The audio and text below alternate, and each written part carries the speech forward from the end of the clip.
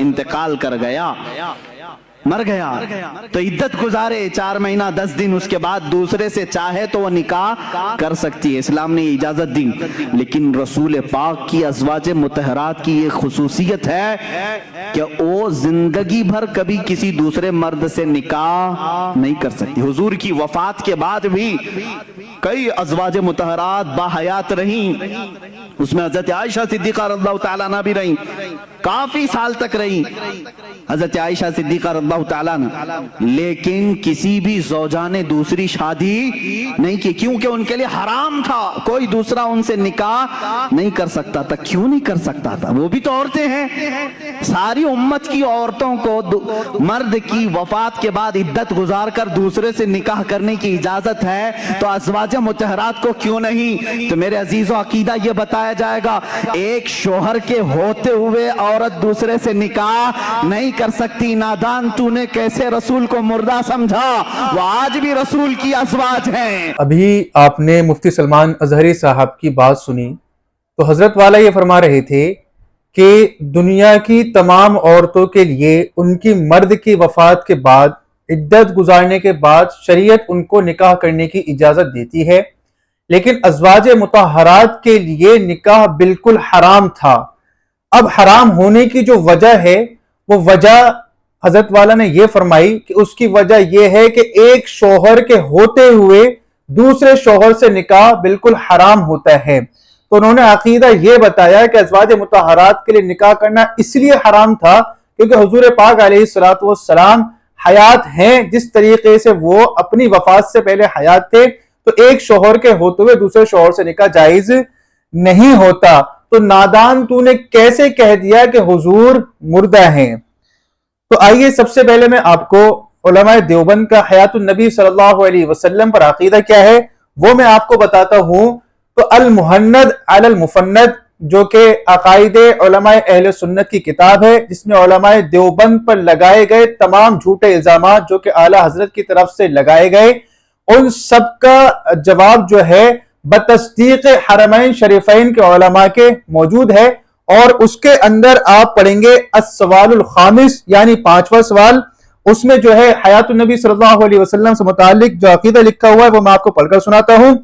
تو فرماتے ہیں کہ ہمارے نزدیک یعنی علماء دیوبند کے نزدیک، ہمارے نزدیک اور ہمارے مشائخ کے نزدیک حضرت محمد مصطفیٰ صلی اللہ علیہ وسلم اپنی قبر مبارک میں زندہ ہیں۔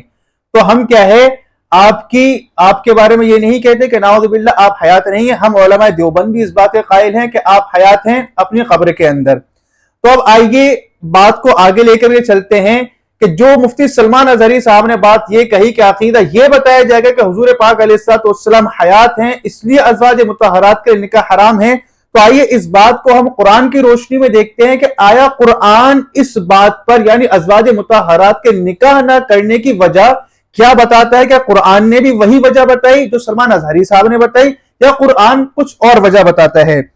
تو سورۃ الاحزاب یعنی سورہ احزاب پارہ نمبر 21 اور آیت نمبر 6 کے اندر اللہ تعالیٰ نے فرمایا کہ النبی اولا بالمؤمنین من انفسہم وازواجہ امہاتہم، کہ آپ نے فرمایا، اللہ تعالیٰ نے فرمایا کہ مومنین کے لیے نبی صلی اللہ علیہ وسلم اپنی جانوں سے بھی زیادہ محبوب ہیں، وَأَزْوَاجُهُ أُمَّهَاتُهُمْ، اور ان کی ازواج یعنی نبی پاک علیہ السلام کی جو بیویاں تھیں تو وہ امت کی مائیں ہیں، تو ماں سے نکاح کرنا کیا ہے؟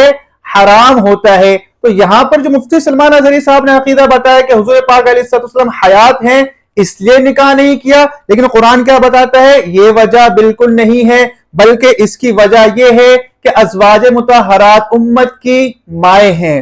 اب دوسرا پوائنٹ جو ہے، اگر آپ یہ مانتے ہیں کہ ازواج مطہرات نے نکاح اس لیے نہیں کیا کہ حضور پاک علیہ السلام حیات ہیں، تو آپ مجھے اس کا جواب دیں کہ سورۃ البقرہ آیت نمبر 154 کے اندر، اور بھی جگہ اللہ تعالیٰ نے فرمایا ہے سورہ آل عمران کے اندر آیت نمبر 169 کے اندر بھی یہ بات موجود ہے، لیکن فی الحال میں اس کے حوالے سے بات کر رہا ہوں کہ اس میں فرمایا کہ وَلَا تَقُولُوا لِمَن يُقْتَلُ فِي سَبِيلِ اللَّهِ أَمْوَاتٌ بَلْ أَحْيَاءٌ وَلَكِنْ لَا تَشْعُرُونَ، اور جو اللہ کی راہ میں مارے جائیں یعنی قتل کیے جائیں تو تم ان کو مردہ مت کہو، بل احیاء ولکن لا تشعرون، بلکہ وہ زندہ ہیں لیکن تمہیں محسوس نہیں ہوتے۔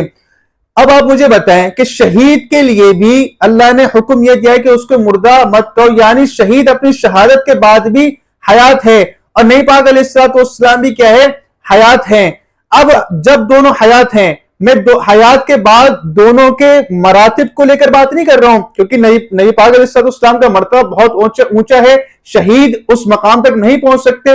میں صرف حیات پوائنٹ آف ویو جو کیا ہے ہمارا، وہ حیات ہے، صرف حیات کو لے کے بات کر رہا ہوں۔ اگر آپ نے انبیاء کرام کے لیے یہ کہا کہ ان کے ازواج مطہرات نے نکاح اس لیے نہیں کیا کہ نبی پاک علیہ السلام حیات ہیں، تو نبی شہیدوں کے لیے بھی اللہ نے یہ کہا ہے کہ وہ زندہ ہیں۔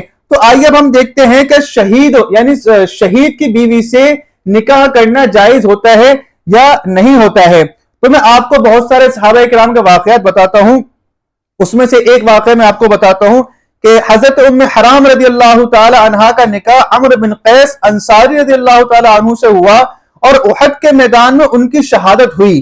کس کی شہادت ہوئی؟ عمرو بن قیس کی شہادت ہوئی، اور اس کے بعد ام حرام رضی اللہ عنہا نے عبادہ بن صامت رضی اللہ تعالی عنہ سے نکاح کیا۔ معلوم کیا ہوا کہ پہلے شوہر شہید ہو گئے، تو قرآن تو کہہ رہا ہے کہ وہ حیات ہیں، لیکن حیات ہیں اس کے بعد بھی کیا ہے؟ حضرت ام حرام نے کیا ان کی شہادت کے بعد دوسرے شوہر سے نکاح کیا۔ تو معلوم کیا ہوا کہ آپ کا یہ کہنا ہے کہ عقیدہ یہ بتایا جائے گا کہ ازواج مطہرات نے نکاح اس لیے نہیں کیا کہ حضور حیات ہیں، یہ بالکل غلط ثابت ہوتا ہے۔ بلکہ سچ بات یہ ہے کہ ازواج مطہرات سے نکاح کرنا اس لیے حرام تھا کیونکہ وہ امت کی مائیں ہیں۔